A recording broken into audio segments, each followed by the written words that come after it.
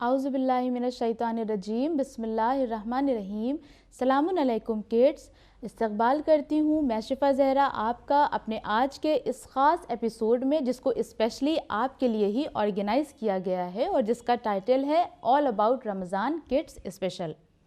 प्यारे बच्चों, हमने इससे पहले वाले एपिसोड में जाना था कि फास्टिंग सिर्फ प्रॉफिट मोहम्मद सल्लल्लाहु अलैहि वसल्लम की उम्मत को ही रखने का हुक्म नहीं दिया गया। फास्टिंग करने का हुक्म सिर्फ इस उम्मत को नहीं है, बल्कि सबसे पहली फास्टिंग किसने करी थी?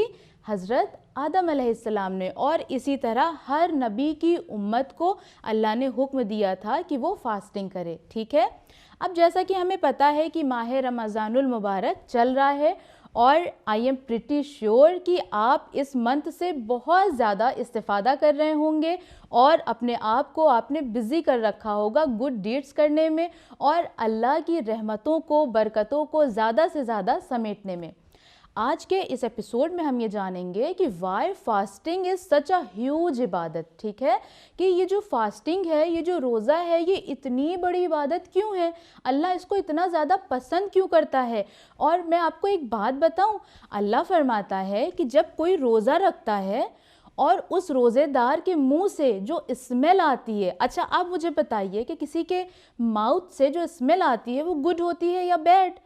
एग्जैक्टली वो बैड होती है। और अल्लाह क्या कहता है कि रोज़ेदार के मुंह से आने वाली जो स्मेल है, आई लाइक दैट। आप सोचें कि अल्लाह हमारी उस स्मेल को पसंद करता है। जब हम रोज़ा रखते हैं, ना कुछ खाते हैं ना कुछ पीते हैं, और उस ड्यूरेशन में जो हमारे माउथ से जो एक स्मेल आ रही होती है, अल्लाह उसे पसंद करता है। अल्लाह ने खुद फरमाया है।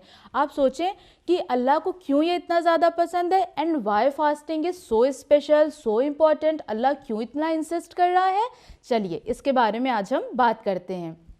फास्टिंग मीन्स रोज़ा। माह मुबारक के रमज़ान का इतना इम्पॉर्टेंट क्यों है? वो इसलिए है क्योंकि ये एक ऐसी इबादत है कि जिसमें हमें कुछ करना नहीं होता। फॉर एग्ज़ाम्पल, अगर आपको नमाज़ पढ़ना है तो आप पहले वज़ू करेंगे, फिर उसके बाद आप ख़ुद को कवर करेंगे। अगर गर्ल्स हैं तो वो ख़ुद को कवर करेंगी, है ना। बॉयज़ हैं तो वो भी अपने कपड़ों को मेंटेन करेंगे। ठीक है, उसके बाद मुसल्ले पर खड़ा होना है, अपने हाथों को उठाना है, बेंड होना है, सजदे में जाना है, जिक्र करना है। ठीक है, ऐसे ही तो हम नमाज़ पढ़ते हैं ना। Very good. लेकिन जब हमें रोज़ा रखना होता है तो रोज़ा रखने में हमें ना तो अपना हाथ हिलाना है ना पैर हिलाना है, बल्कि हमने बस नियत कर ली। और नियत के लिए भी हमें ज़बान से कहने की ज़रूरत नहीं है। अगर कह दिया तो वेरी गुड, लेकिन अगर नहीं कहा तो इट्स नॉट इम्पॉर्टेंट कि हमें ये ज़रूरी है कि नहीं हम नियत तो ज़बान से ही करें, नहीं ऐसे भी चलेगा। तो आप सोचें कि बिना किसी मेहनत के हमें इतना सारा रिवॉर्ड मिल रहा है अल्लाह की तरफ से। इवन अगर आप रोज़ा रखकर सो जाएं, फ़ैन में सो जाएं, कूलर में सो जाएं, एसी में सो जाएं, तब भी जो एंजल्स होते हैं वो कैलकुलेटर लेकर बैठे होते हैं और नॉन स्टॉप हमारी नेकियों को लिख रहे होते हैं। Do you think Y? क्यों ऐसा होता है कि हम सो रहे हैं फिर भी वो लिख रहे हैं? क्योंकि अल्लाह फरमाता है कि रोज़ेदार का सोना भी इबादत है। आप सोचें कि अल्लाह कितना ग्रेट है ना, अल्लाह कितना मेहरबान है हम सब पर, कि अगर हम रोज़ा रखकर सो रहे हैं, कुछ भी नहीं कर रहे हैं, सो रहे हैं, आराम कर रहे हैं, तब भी अल्लाह क्या कर रहा है? हमें रिवॉर्ड दे रहा है। अपने एंजल्स को उसने हुक्म दे रखा कि देखो मेरा ये फेवरेट बंदा है, इसने मेरे लिए रोज़ा रखा है, इसलिए इसके गुड डीड्स को तुम कैलकुलेट करते रहना और स्टॉप मत होना। इसलिए वो जो एंजल होता है, जब आप एसी में या कूलर में सो जाते हैं तो आपके गुड डीड्स को नॉन स्टॉप वो कैलकुलेट करता होता है। ठीक है, तो रोज़ा इसलिए भी इतनी बड़ी इबादत है क्योंकि इसमें हमें कुछ करना नहीं होता और इसके बदले में इतना ढेर सारा रिवॉर्ड मिल जाता है। तो एक रिवॉर्ड तो ये मिला कि बिना कुछ किए। दूसरा ये कि जब सुबह सहरी का वक्त होता है, उस टाइम अगर हमारी आँख खुल गई, और आँख खुले या ना खुले, अगर हमने सुबह तक कुछ नहीं खाया, दोपहर में 12 बजे तक, उससे फज्र के टाइम के बाद से कुछ नहीं खाया तो भी हम रोज़ा रख सकते हैं। लेकिन अगर हम सहरी के टाइम उठते हैं तो हमारे घर में हमारे पेरेंट्स हमारे लिए कितने ज़्यादा एहतमाम करते हैं, कितने इंतज़ाम करते हैं, कितनी अच्छी अच्छी चीज़ें होती हैं खाने की।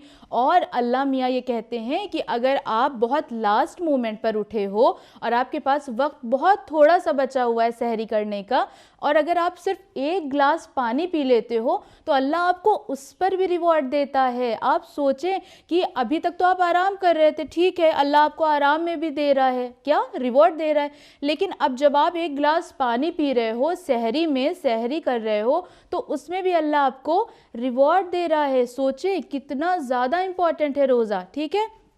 फिर क्या हुआ, फिर आपने रोज़ा रख लिया और फिर आप सो गए, या आप स्कूल गए, वापस आए, ट्यूशन गए, कोचिंग गए, अपनी दूसरी मसरूफियात में आप बिज़ी रहे। और उसके बाद फिर जब आया इफ़्तार का टाइम, और जब इफ़्तार का टाइम आता है तो क्या होता है, हम सब के घर में दस्तरखान बिछता है और उस पर कितनी सारी नेमतें होती हैं, है ना।